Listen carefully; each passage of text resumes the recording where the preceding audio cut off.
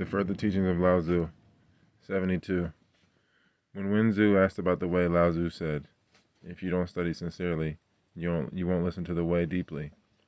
Listening is to convey wisdom, to foster action, and to bring achievement and honor. If it is not sincere, it is not clear, not deep, not effective. So the highest learning involves listening with the spirit. Middling learning involves listening with the mind. Lower learning involves listening with the ear. The learning of those who listen with their ears is in the surface of their skin. The learning of those who listen with their minds is in their flesh and their muscles. The learning of those who listen with their spirits is in their bones and marrow. So when you do not listen deeply to something, you do not know it clearly. When you do not know it clearly, then you cannot plumb its essence. When you cannot plumb its essence, you cannot perfect its practice. The general principles for listening are to empty the mind so that it is clear and calm. Discount moods and don't be full of them. Have no thoughts and no rumination.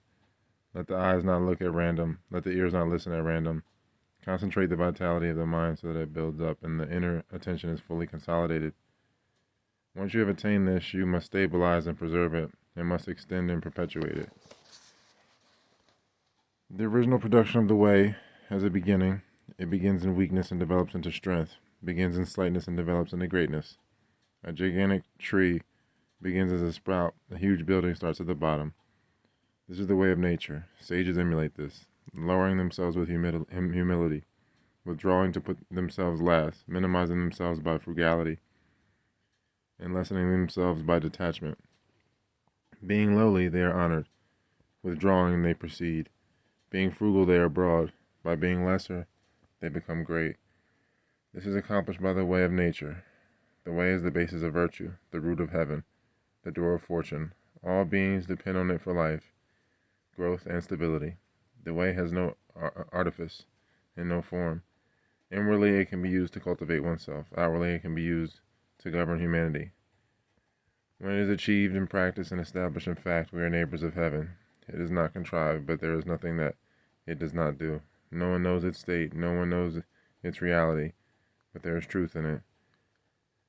When emperors have the way, all their domains are obedient to them, and they maintain the land and its productivity for a long time. When local rulers have the way, their people live happily together and they do not lose their estates. When the gentry and the masses have the way, they preserve themselves and protect their parents. When the strong and great have the way, they are victorious without warring. When the small and weak have the way, they are successful without contending. When undertakings have the way, their completion results in good fortune. When rulers and ministers have the way, they are faithful and benevolent. When parents and children have the way, they are kind and devoted. When gentry and peasantry have the way, they love one another. So with the way there is harmony.